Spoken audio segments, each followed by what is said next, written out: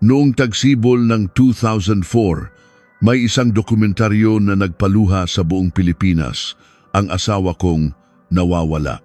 Sa isang sala na walang laman, isang asawang lalaki ang walang tigil na humahagulgol sa loob ng mahigit 6 na minuto. Ang eksenang iyon ay tumatak sa puso ng bawat Pilipino at sa isang gabi, ang lalaki ay naging bida ng isang trahedya. Gamit ang simpatya ng publiko, mabilis niyang inakyat ang hagdan ng tagumpay. Mula sa pagiging direktor, naging hepe ng news department, naging head of programming, at sa wakas, abot kamay na niya ang posisyon bilang presidente ng broadcasting network. Hindi na kailanman bumalik ang kanyang asawa. Ipinasiya ng pulisya na ito ay isang kaso ng paglalayas at ang insidente ay tuluyan ng nalimutan at hindi naresolba. Ngunit makalipas ang 12 taon, noong 2016, isang video technician na nagre-restore ng kalidad ng nasabing dokumentaryo ang natigilan sa harap ng kanyang monitor. Ang mga bagay na itinago ng malabong imahe ng 2004, isang panahong wala pang HD o 4K, ay muling nabuhay dahil sa makabagong teknolohiya. Sa sulok ng sala, mayroong isang lumang CRT, cathode ray tube, na telebisyon na nakapatay. Sa salamin nito, mayroong refleksyon. Sa orihinal na video, isa lamang itong di mawari naman siya. Ngunit sa na-restore na bersyon, lumitaw ito bilang isang malinaw na imahe na nagpatindig ng balahibo. Isang braso ng tao na basa sa maitim at malagkit na likido, ang anyo ng isang taong nakahandusay sa sahig, at ang anino ng isang kumikinang na bagay na gumugulong sa tabi nito. Ang kamera ay nakatutok lamang sa nagdadalamhating lalaki, ngunit ang nakapatay na telebisyon ay sumasalamin sa buong krimen na hindi nakita ng lente.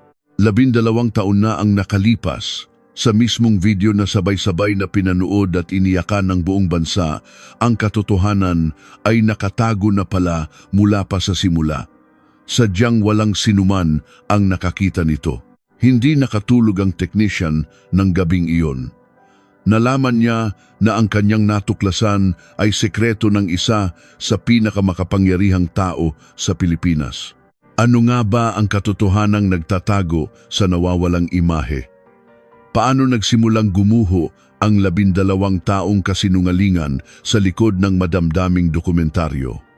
Ang kuwento ng araw na iyon ay magsisimula na, Nobyembre, 2016. Sa isang maliit na opisina sa isang gusali sa Quezon City, kung saan humahaginit ang malamig na hangin, si Leo Reyes ay nakaupo ng malalim sa kanyang lumang swivel chair. Naliligo sa asul na liwanag mula sa 3 monitor. Sa kanyang mesa, nagkalat ang isang lalagyan ng tirang pansit canton at isang bukas na balat ng siopaw. Habang inunguya ang makunat na pagkain, bumulong si Leo sa kanyang monitor. Naku, gutom na talaga ako. Hindi ako makapagtrabaho ng maayos. Susunod na trabaho niya ay ang pag-restore ng isang sikat na pambansang dokumentaryo. Napangiti siya ng mapait habang isinasaksak ang lumang tape sa player.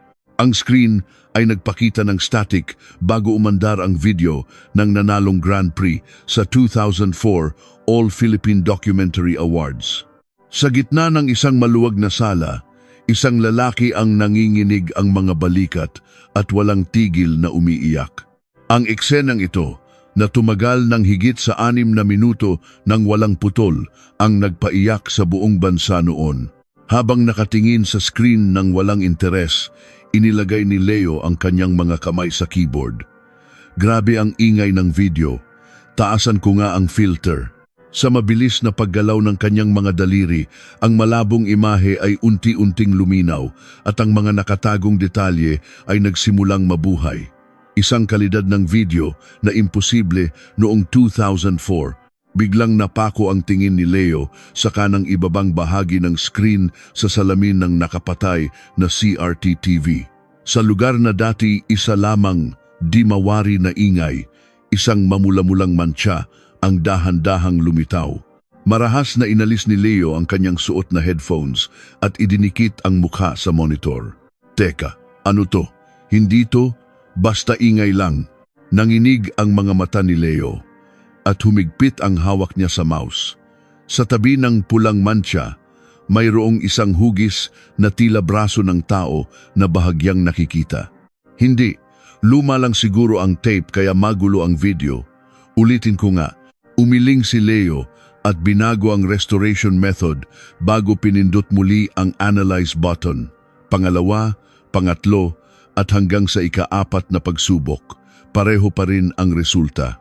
Sa katunayan, nang itaas niya ng husto ang contrast, mas lalong naging katakot-takot ang hugis sa loob ng salamin, isang kamay at braso ng tao.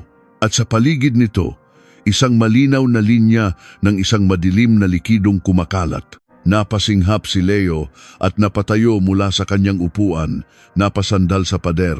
May taong nakahandusay diyan, nagdudugo.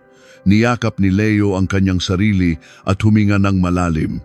Bagamat nangingibabaw ang takot, tila may magnet na humila sa kanya pabalik sa harap ng desk. Nanginginig ang kamay niyang kinuha ang label ng tape at tiningnan ang petsa ng shooting. Marso 18, 2004. Nang makita niya ang petsa, nagblangko ang isip ni Leo. Parang nakita ko na ang petsang to. Imposible. Binuksan ni Leo ang kanyang laptop at mabilis na tinipa sa search bar ang pamagat ng dokumentaryo, Kawalang Hanggan at ang pangalan ng bida, si Eduardo Serrano. Nang lumabas ang mga resulta, biglang namutla si Leo. Ang petsa kung kailan isinampa ang missing person report para sa asawa niyang si Maria Serrano ay Marso 18, sakto sa araw na to. Nag-scroll si Leo sa mga artikulo habang lumulunok ng laway. Mas lalo siyang nagulat sa nabasa. Matapos mawala ang kanyang asawa, si Eduardo Serrano mismo ang kumuha ng video ng kanyang pagdadalamhati, ipinalabas ito at ginamit ang simpatya ng publiko para umangat sa kanyang karera. Mula sa pagiging news chief, naging head of programming, at ngayon, isa na siyang bigating tao na malapit nang maging presidente ng network. Isinara ni Leo ang laptop at tumingala sa kisame. Diyos ko, nakita ko ba talaga ang sekreto ng isa sa pinakamakapangyarihang tao sa Pilipinas? Matapos ang ilang sandali ng pagkatulala, muli niyang tinitigan ang imahe sa monitor. Kumilos siya ayon sa kanyang instinct. Hinati-hati niya ang refleksyon sa TV bawat frame. Kumuha siya ng 99 na still images, kinwenta ang anggulo ng reflection at binuo muli sa 3D ang espasyo sa likod ng kamera. Ang hugis ng taong nakahandusay sa sahig at ang anino ng isang kumikinang na bagay sa tabi nito ay nabuo bilang isang kumpletong imahe. May pinatay at may armas sa tabi niya. Ito ang ebidensyang hindi matatakasan. Sinisave ni Leo ang composite image at sumandal sa kanyang upuan. Habang iniisip kung kanino sasabihin, pumasok sa isip niya ang kanyang direktang boss, si Mr. Santos, ang chief producer. Ngunit agad siyang umiling at dahan-dahang ibinaba ang hawak na telepono. Hindi pwede. Masyadong malapit si Mr. Santos kay Serrano. Sa oras na sabihin ko sa kanya, ako ang mawawala. Tumayo si Leo at binuksan ang maliit na vault sa sulok ng kwarto. Kinuha niya ang orihinal na tape, gumawa ng 2 kopya sa external HDD. Ang isa ay itinago niya sa vault at ang isa ay isinuksok niya sa pinakailalim ng kanyang bag. Napakabigat ng mga paa ni Leo paglabas niya ng opisina, para siyang may nakataling bato. Pagdating sa kanyang apartment, itinago niya ang external HDD sa likod ng kanyang shoe rack at nangako sa sarili. Itatago ko muna to para walang makahalata. Nang gabing iyon, habang nakabaluktot sa kama, binasa ni Leo ang lahat ng record ng investigasyon noon sa kanyang laptop. Sa isang lumang magazine article, nakakita siya ng isang interesanteng panayam, Captain Jose Dizon. Siya pala ang huling detective na nagduda kay Eduardo Serrano. Inulit-ulit ni Leo ang pangalan sa kanyang isip. Ayon sa artikulo, si Captain Dizon, ang investigador noon, ay nagpatuloy sa investigasyon sa kabila ng matinding pressure mula sa itaas, ngunit napilitang sumuko dahil sa kakulangan ng ebidensya. Napakagatlabi si Leo at tumingin sa kisame. Kung sa PNP headquarters ako magsusumbong, baka mag-leak ang impormasyon, pero baka iba kung sa detective na to. Agad niyang tinawagan ang isang kaibigan sa Philippine National Police, PNP, sa Camp Crame at itinanong kung nasaan na si Captain Jose Dizon. Makalipas ang ilang sandali, nalaman niyang malapit nang magretiro si Dizon sa PNP headquarters sa Camp Crame. Salamat pare, pero sikreto lang to ha? Nanginginig ang daliri ni Leo habang hawak ang mouse. Pumili siya ng 3 pinaka-critical na imahe mula sa na-restore na video at inilagay sa isang encrypted file. Walang pangalan ng nagpadala. Ipinadala niya ang file sa internal email address ni Captain Dizon. Nang lumabas ang message sent sa screen, para siyang nabunutan ng tinik. Sana buksan ni Captain Dizon ang email na to. Makalipas ang 2 araw, sa isang tahimik at mabigat na opisina sa Camp Crame, si Captain Jose Dizon ay nakatitig sa kanyang lumang monitor. Hawak ang mouse, nag-aalangan siyang mag-click at malalim ang kunot sa kanyang noo. Ang mga numerong 0318 sa email address ng nagpadala ay ang petsa na tumusok na parang pako sa kanyang puso, 12 taon na ang nakalipas. Isusubo na sana ni Dizon ang sigarilyo nang bigla itong malaglag. 0318, sinong demonyo ang nagpapadala ng ganitong kalokohan? Bago buksan ang email, kinopya ni Dizon ang address at nagpadala ng mensahe sa isang kakilala sa IT department. Agad siyang nakatanggap ng sagot. Isang untraceable, disposable account mula sa ibang bansa. Lalo pang tumalas ang tingin ni Dizon. Nag-abala pa siyang i-encrypt. Hindi to simpleng tip lang. Hinawakan ni Dizon ang kanyang baba at nag-isip. At sa huli, nagpasya siyang i-click ang mouse. Nang lumabas ang 3 litrato sa screen, nanlaki ang mga mata ni Dizon. Isang pulang mantsa at braso ng tao na nakarepлекta sa salamin ng TV at isang label ng tape na may petsa. Agad na binunot ni Dizon ang LAN cable sa likod ng kanyang computer at tumayo. Ito ang sala ni Serrano. Sigurado ako. Pero paano niya nakuha to? Naglakad-lakad si Dizon sa opisina habang marahas na hinihila ang kanyang kurbata. Sa panahong malapit ng maging presidente ng network si Eduardo Serrano, isang di kilalang tao ang nagpadala ng ebidensya mula sa nakalipas na 12 taon. Sa halip na matuwa, isang malamig na pagdududa ang bumalot kay Dizon. Sino ka? Isa ka bang kalaban ni Serrano na gustong pabagsakin siya o isang tanga na nagpapadala sa bugso ng katarungan? Binuksan ni Dizon ang isang nakakandadong drawer at kinuha ang isang bunton ng mga dokumento. Matapos hipan ang alikabok, lumitaw ang salitang unsolved na nakasulat sa pulang tinta. Niyakap ni Dizon ang file at dumiretso sa records room. Mula sa sulok ng silid, kinuha niya ang 3 amoy-amag na kahon ng karton at dinala pabalik sa kanyang desk.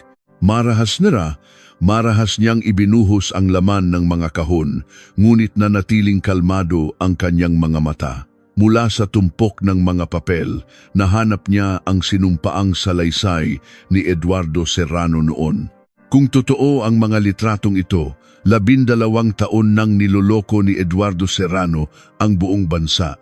Isinuot ni Dizon ang kanyang salamin at sinimulang ikumpara ang mga litrato at dokumento. Ang ugong lamang ng fluorescent light ang sumisira sa katahimikan. Tinitigan niya ang monitor pagkatapos ang mga litrato at bumulong. Kahit ano pa ang motibo ng nagpadala nito, wala akong pakialam. Kung naghagis siya ng pain, kakagatin ko. Sumandal si Dizon sa kanyang upuan, inalis ang salamin at ipinatong sa mesa. Nang ipikit niya ang kanyang mga mata, tila naramdaman niya ang malamig na hangin ng malupit na tagsibol na iyon. 12 taon na ang nakalipas. Ang alaala ni Dizon ay bumalik sa gabi ng Marso, 80 2000 Gumano.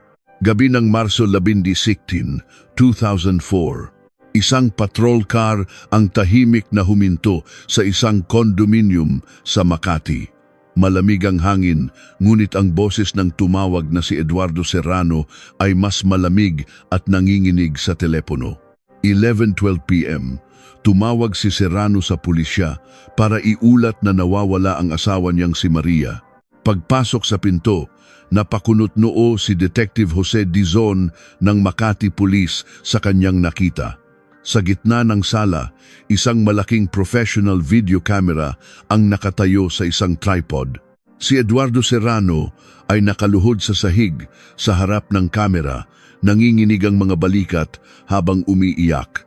Lumapit si Dizon at nagtanong, "Ginoo, ayon po sa inyo ay hindi pa umuuwi ang misis ninyo, pero bakit po naka-record ang kamera?" Pinunasan ni Serrano ang kanyang luha, sumulyap sa lente at sumagot, "Parang occupational hazard na po. Natatakot ako at nababalisa na hindi pa siya umuuwi, kaya napindot ko na lang ang record button para man lang may alaala akong maiiwan." Tiningnan ni Dizon ang paligid at itinuro ang isang handbag at coat na nakasabit sa may pinto. "Nakalabas po ang asawa ninyo nang hindi suot ang coat niya. May ideya po ba kayo kung ano ang dala niya?" Tumingin si Serrano sa pinto at sumagot ng mahina, "Wallet at cellphone lang niya ang wala. Akala ko lumabas lang sandali, pero hindi ko akalain na ganito katagal siyang hindi babalik." Habang nagsusulat sa kanyang notebook, hindi inaalis ni Dizon ang tingin kay Serrano. Para sa isang nagdadalamhating asawa, masyadong perpekto ang kanyang ekspresyon at kalkulado ang anggulo ng kamera.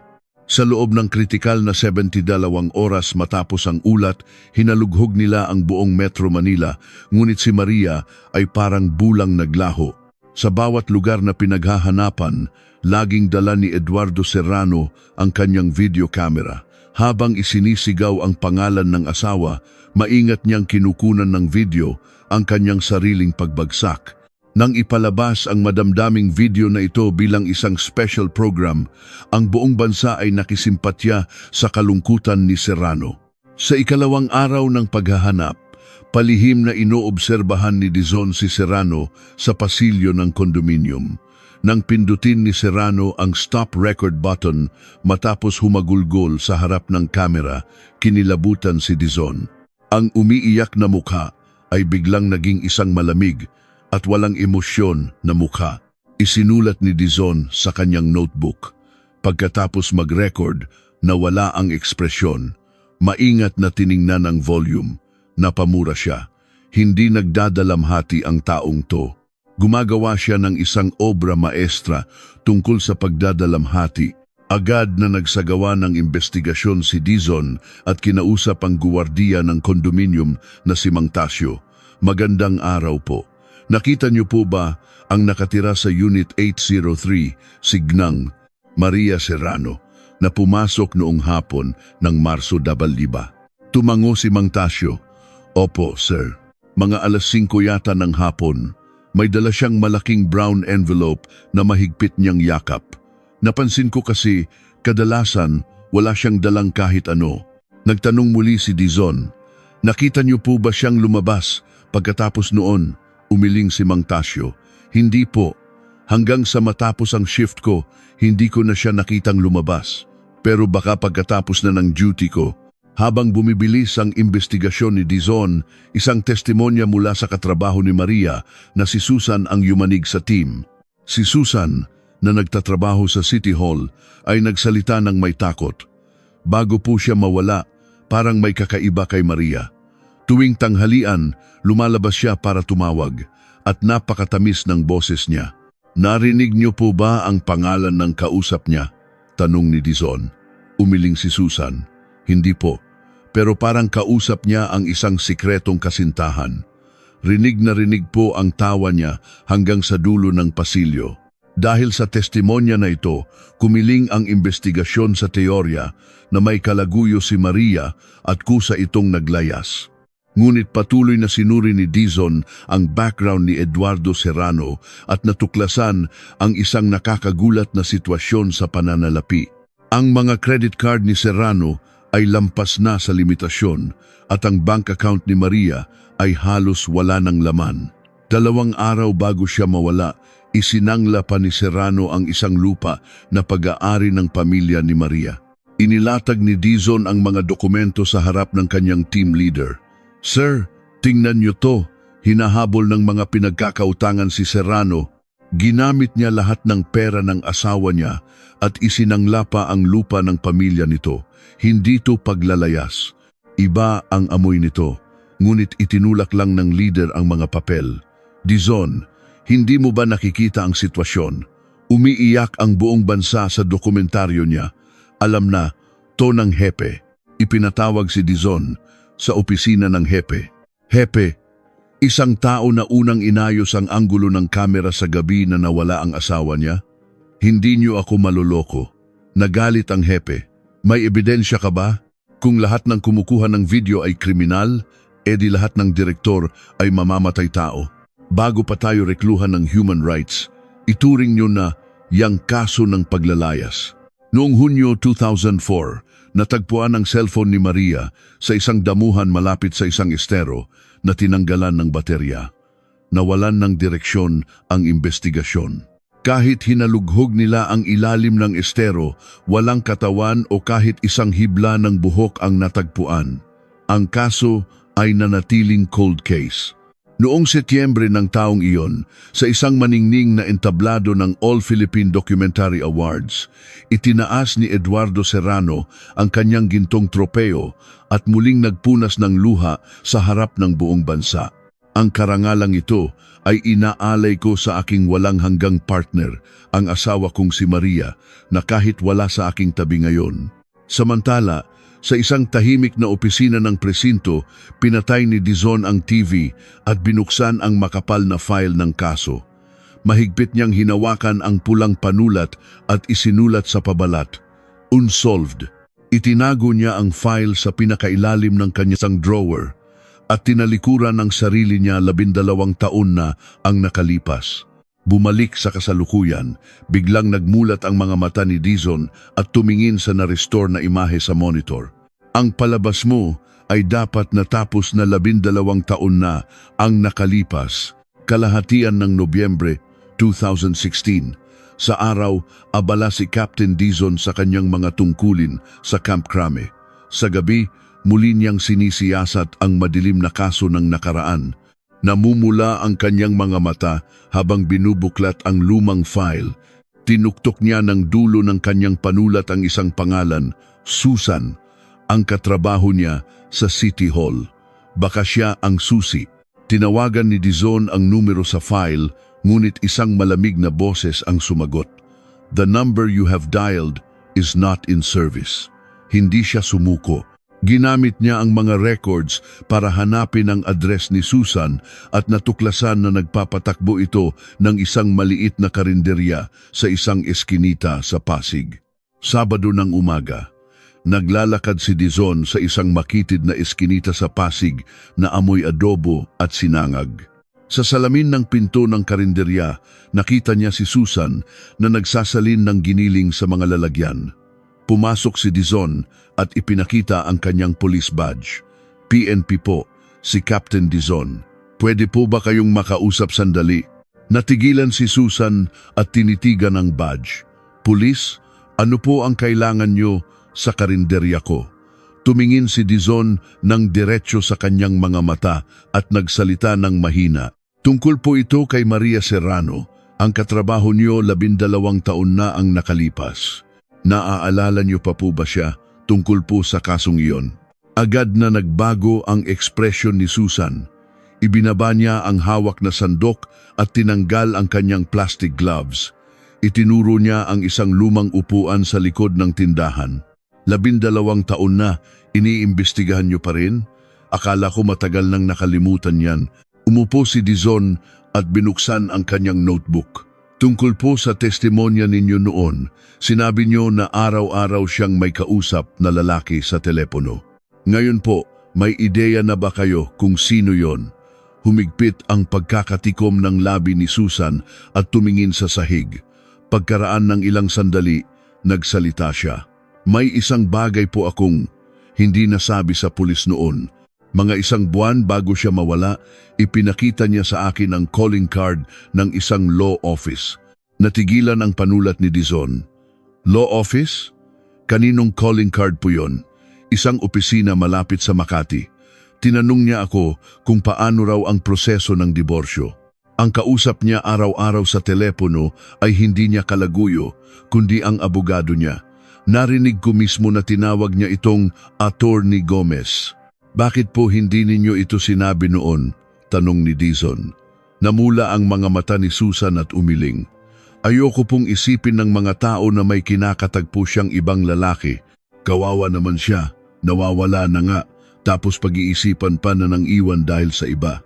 Akala ko, yon ang paraan para protektahan siya. Nagbuntong hininga si Dizon at umalis.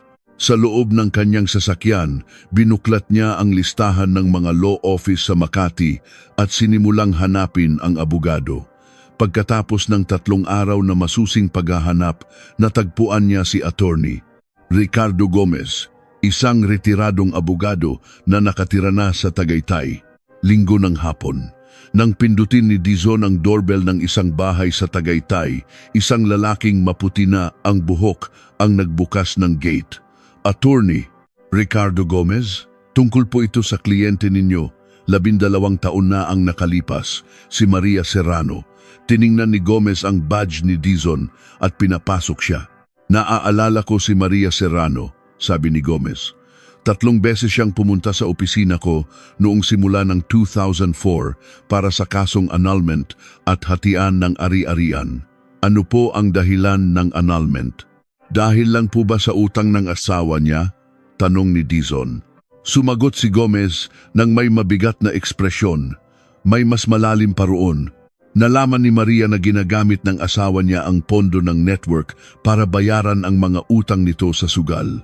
May dala pa siyang kopya ng mga resibo na pinalaki ang gastos sa mga foreign shoots. Kung malalaman yon ng publiko, tapos ang karera ng asawa niya. Para siyang sinuntok sa ulo. Ang laman ng malaking brown envelope na dala ni Maria noong araw na mawala siya ay ang ebidensya ng pandaraya ng kanyang asawa at ang mga papeles ng annulment. Salamat po, Attorney. Malaking tulong po ito. Umalis si Dizon. Sa kanyang notebook, malinaw na nakasulat ang 2 parirala, Attorney Gomez, annulment, at Eduardo Serrano, embezzlement. Samantala, sa Quezon City, si Leo Reyes ay ginigipit na ng kanyang boss na si Mr. Santos. Leo, malapit na ang press screening. Bakit ang bagal ng trabaho mo? Alam mo namang laging chine-check ni Mr. Serrano yan. Pinunasan ni Leo ang pawis at sumagot. Masyado pong sira ang film kaya matagal ang color correction. Konting pasensya na lang po. Sinasadya ni Leo na bagalan ang trabaho habang hawak ang tape na naglalaman ng kritikal na eksena. Ngunit sinabi ni Mr. Santos na pupunta siya mismo sa opisina sa Biyernes at ibinaba ang telepono. Kumabog ng malakas ang dibdib ni Leo. Habang nangyayari ito, si Captain Dizon ay papunta sa isang strawberry farm sa Baguio City para kausapin ang ina ni Maria, si Nanay Elena. Sa beranda ng bahay, may isang maliit na altar na may bagong saing na kanin at sinigang. Nanay, para kanino po yan? Tanong ni Dizon. Sumagot si Nanay Elena, kaarawan ni Maria. Hindi naman kumpirmadong patay na siya, kaya hindi ako makapagpapadasal. Kaya taon-taon, kahit kaarawan lang niya, pinaghahandaan ko siya. 12 taon na, hindi ako pumalya. Hindi makatingin si Dizon sa matanda at hinawakan ang kamay nito. Nanay, sa huling tawag po ni Maria sa inyo, wala na po ba siyang ibang sinabi? Pakiusap po, alalahanin ninyo. Nag-atubili si Nanay Elena at pagkatapos ay bumuhos ang kanyang mga luha. Sabi niya, Nay, aalis na ako sa bahay na to. Pero natakot akong sabihin yon sa pulis. Baka isipin ng lahat na may kalaguyo siya. Baka sabihin pa na sinisira ko ang kinabukasan ng manugang ko. Takot na takot ako. Mula sa isang sulok, kinuha ni Nanay Elena ang isang diary na 12 taon na niyang itinatago at ibinigay kay Dizon. Sa huling pahina, may isang mensahe na halos magpatigil sa puso ni Dizon. Marso, 1 Nolo. Kukunin ang huling dokumento kay Attorney Gomez. Mahigpit na niyakap ni Dizon ang diary. Maghintay ka, Serrano. Ipapakita ko sa iyo ang tunay na pagtatapos ng dokumentaryo mo. Sa ilalim ng madilim na kalangitan ng Baguio, ang mga mata ni Dizon ay mas matalas kaysa dati. Huling bahagi ng Nobyembre 2016. Tanging ang asul na ilaw ng monitor ang nagbibigay liwanag sa opisina ni Captain Dizon. Habang suot ang salamin, binubuklat niya ang diary ni Maria at inililipat ang mga detalye ng embezzlement sa isang Excel file. Ang paggamit ng corporate card, ang mga halaga at ang mga tala ni Maria ay tila isang lubid na unti-unting sumasakal kay Eduardo Serrano. Kinabukasan, pumasok si Dizon sa opisina ng Criminal Investigation and Detection Group, CIDG. Sinalubong siya ng kanyang dating partner na si Inspector Miguel Mike Reyes. Kap, malapit ka nang magretiro pero overtime ka pa rin. Dito ka na yata titira. Isinara ni Dizon ang pinto at umupo. Mike, naaalala mo ba ang kaso ng pagkawala ni Maria Serrano sa Makati noong 2004? Ibinaba ni Mike ang kanyang panulat. Yung asawa ng direktor sa NBN, yung kaso na halos isubsob mo ang sarili mo sa mesa ng hepe para lang imbestigahan ang asawa? Oo naman, naaalala ko. Inilabas ni Dizon ang isang makapal na envelope. Bubuksan natin ulit ang kaso at ngayon, hindi na to basta hinala lang. Sinimulang tingnan ni Mike ang mga dokumento, kopya ng diary ni Maria, testimonya ng abogado at ang misteryosong na-restore na mga imahe. Nang makita niya ang mga imahe, napakunot noo si Mike. Kap, teka, ito ba ay reflection sa isang patay na TV? Nahanap niyo to sa isang 12 taong video. Tumango si Dizon. Nakatago sa mismong video na kinunan niya. Nang i-restore ang kalidad, lumabas ang halimaw na yan. Sumandal si Mike sa kanyang upuan. Kap, magiging presidente na ng NBN si Serrano. Kung lalabanan natin ang isang taong ganyan kalaki, kailangan nating ng ebidensya na kasing talas ng kutsilyo. Kapag nagkamali tayo, pati retirement pay mo mawawala. Hinawakan ni Dizon ang balikat ni Mike. Sa opisina ko, may 3 kahon ng kasong yan. 12 taon na nila akong tinititigan. Hindi ako makakatulog ng mahimbing hanggat hindi ko nalulutas yon. Sa huli, pumayag si Mike. Mabuti na lang at hindi papaso ang kaso ng murder ayon sa batas ng Pilipinas. Walang legal na hadlang para buksan muli ang investigasyon. Samantala, sa Quezon City, si Leo Reyes ay pinahihirapan ng matinding pagkabalisa. Mula nang mag-email siya kay Dizon, pakiramdam niya ay may nagmamanman sa kanya.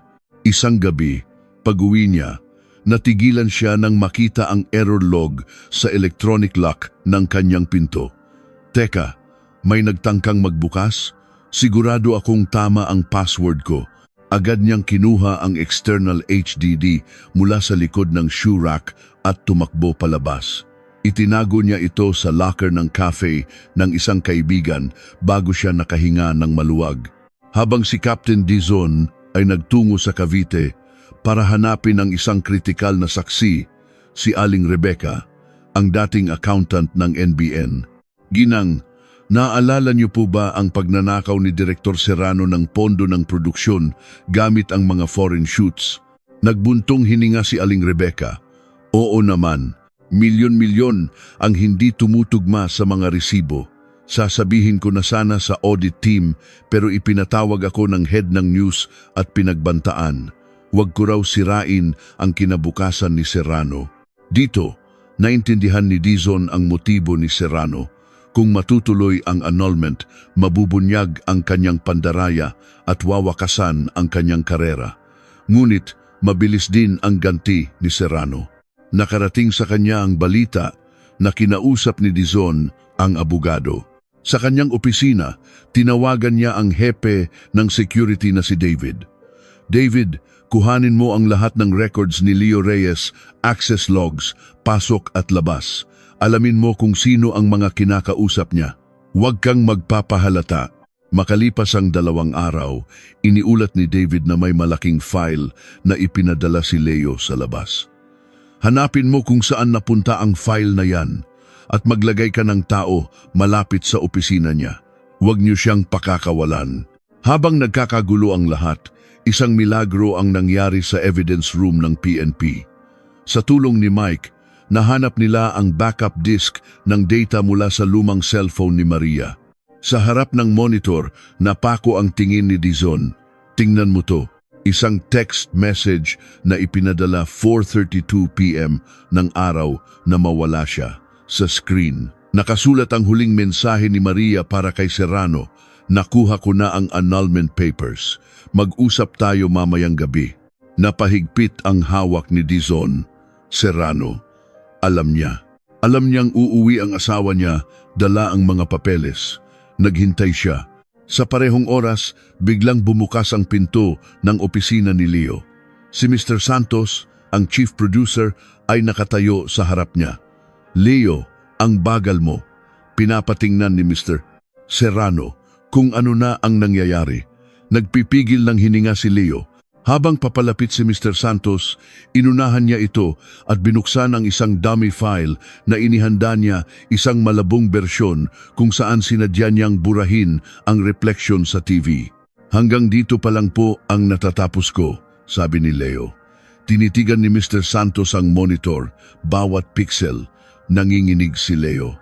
Kaya mo bang tapusin to bago ang screening sa Enero? Tanong ni Mr. Santos nang may malamig na tingin. Kakayanin po, sagot ni Leo.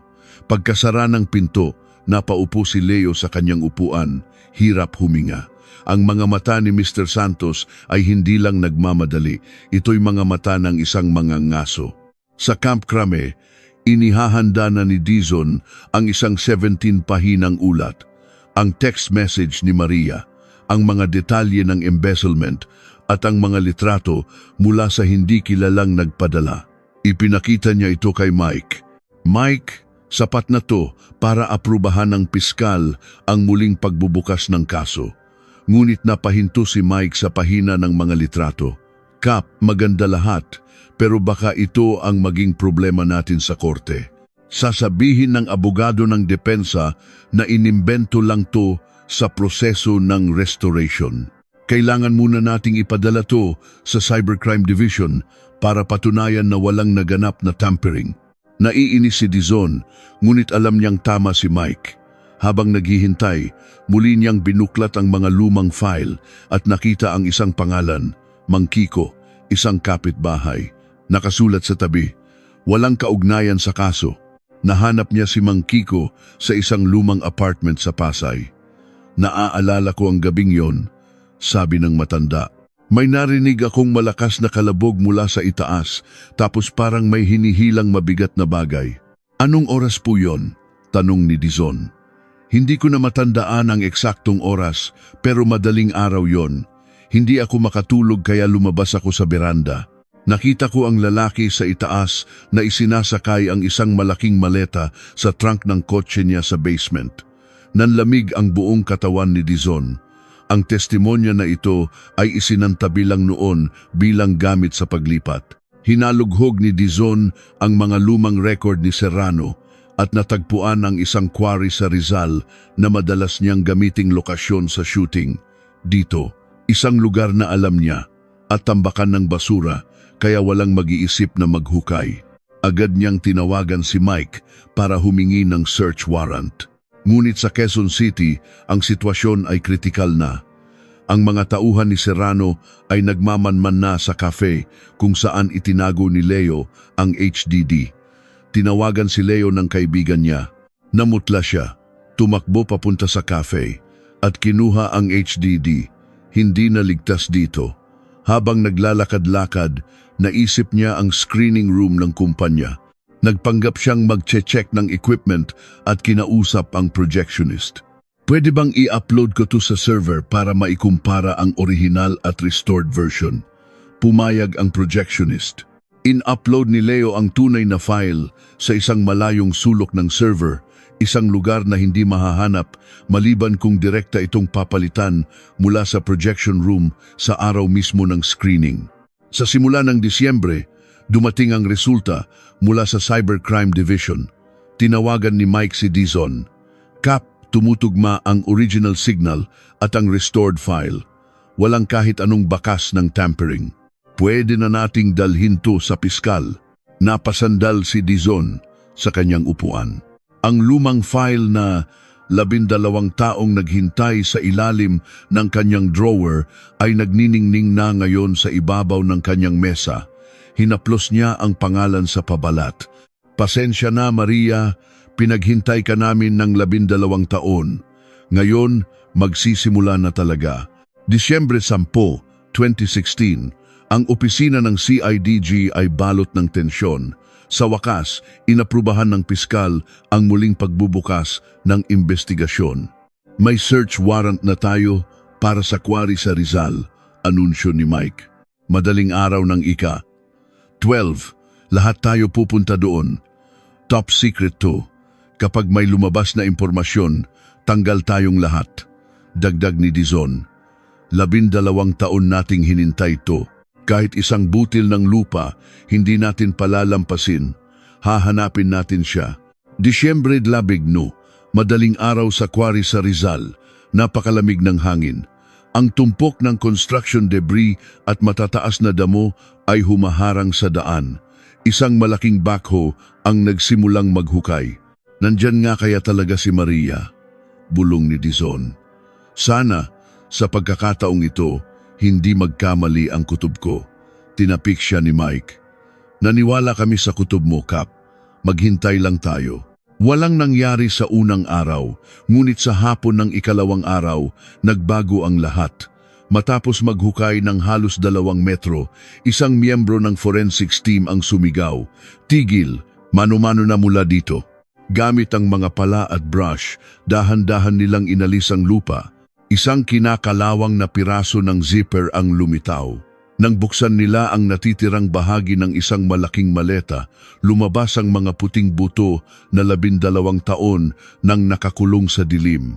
Akmang lalapit si Dizon nang pigilan siya ni Mike. Kap, hindi pwede. Hintayin natin matapos ang forensics. Nanigas si Dizon sa kanyang kinatatayuan. Sa tabi ng mga buto, natagpuan ang isang pitaka na halos hindi na makilala at isang maruming metal na tropeo. Mukhang ito ang ginamit na armas, sabi ng hepe ng forensics. Base sa hugis, parang isang award. Sa parehong oras, sa NBN headquarters, abala ang press conference para sa bagong presidente, si Eduardo Serrano. Nakatayo sa entablado, ngumingiti siya sa mga reporter. Ipinapangako ko ang isang bagong yugto para sa NBN. Biglang nag-vibrate ang kanyang cellphone.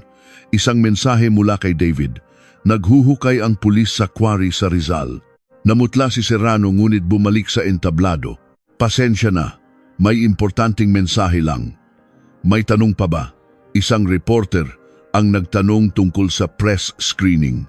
Sumagot si Serrano, sa Enero Medio na, ipapalabas namin ang restored version ng 5 classic documentaries. Asahan ninyo, hindi pa niya alam kung ano ang natagpuan sa quarry at ang tanging nasa isip niya ay harapin ang problema. Ngunit ang mga pangyayari ay taliwas sa kanyang inaasahan.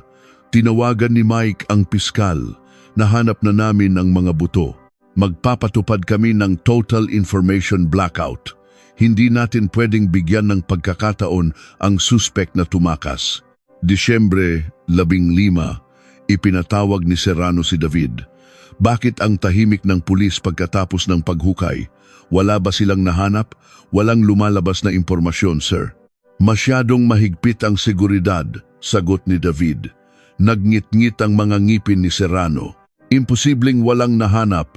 Pumunta ka sa opisina ni Leo Reyes ngayon din at kunin mo lahat ng gamit niya. Ngunit pagdating ni David, wala nang laman ang opisina.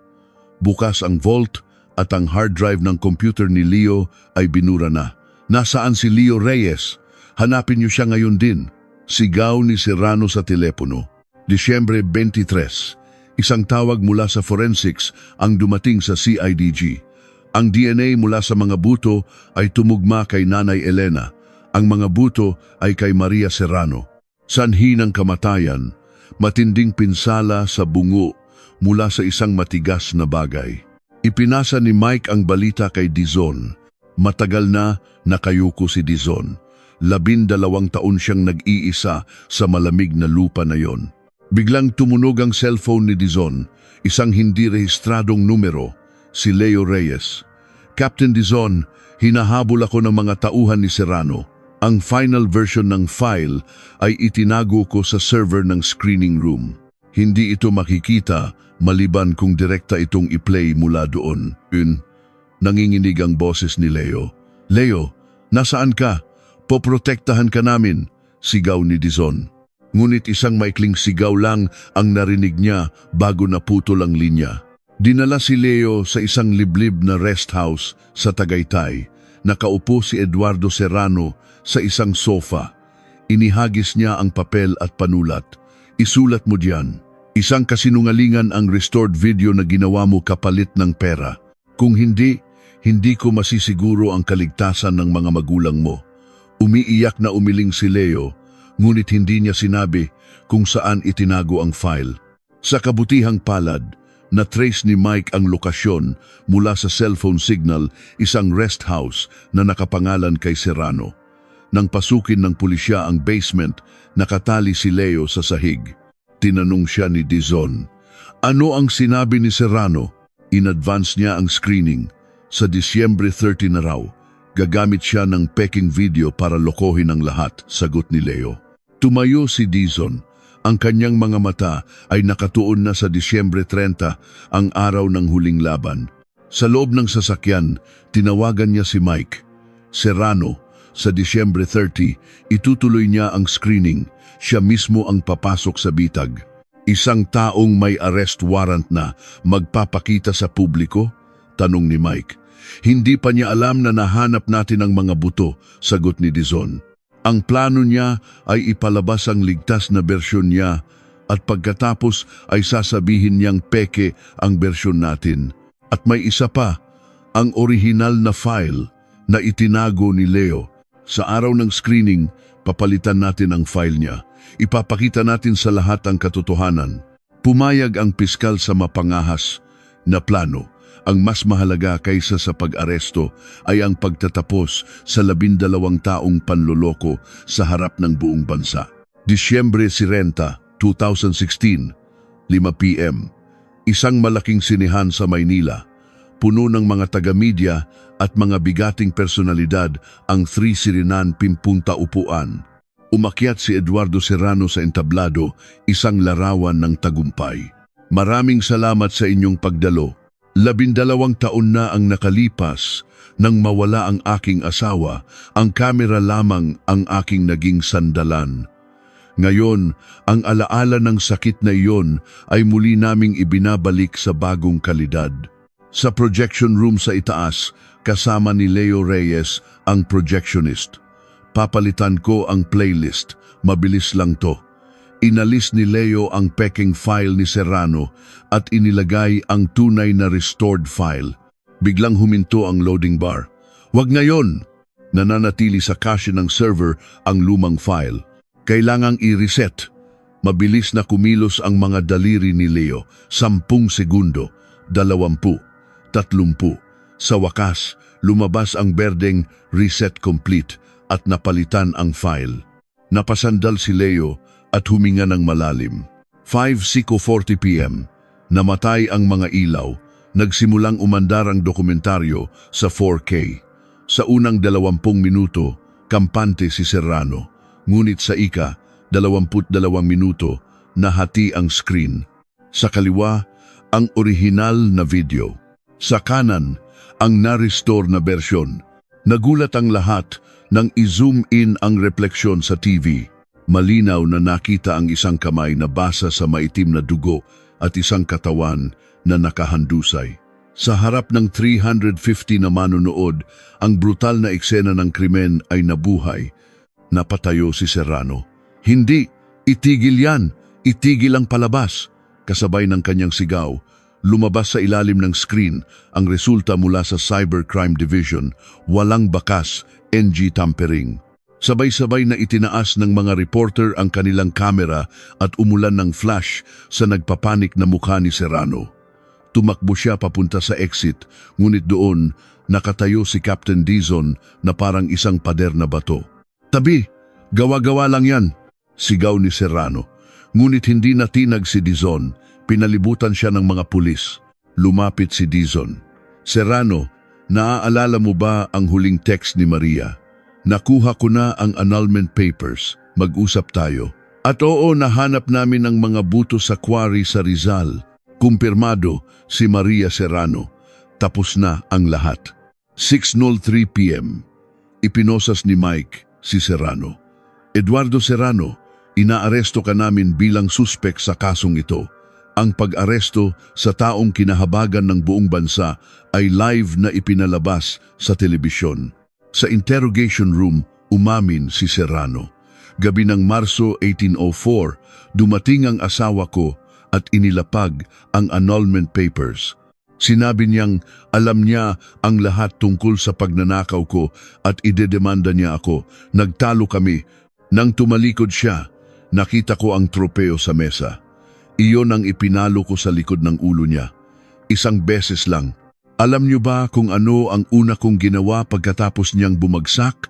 Inayos ko ang tripod at pinindot ang record button. Ang pagkuha ng video ng pagdadalamhati, iyon ang pinakamagaling kong gawin. Patay ang TV at nasa likod ng kamera ang asawa ko. Sa mababang kalidad ng video noon, imposibleng makita ang refleksyon. Iyon ang akala ko. Iyon lang ang tanging pagkakamali ko. Dinala niya ang katawan sa isang maleta papuntang Rizal at ibinaon kasama ang tropeo. Hindi ko akalain na ganito uunlad ang teknolohiya. Ang kadilimang 12 taong ikinubli sa loob ng isang frame ay sa wakas ay nailantad sa liwanag. Marso 2017, sa Korte ng Makati nagsimula ang paglilitis. Ang courtroom ay puno. Sa unahan, nakaupo si Nanay Elena na bumiyahe pa mula Baguio. Yumuko si Serrano, ngunit nanatiling malamig ang kanyang mga mata. Binasa ng piskal ang sakdal.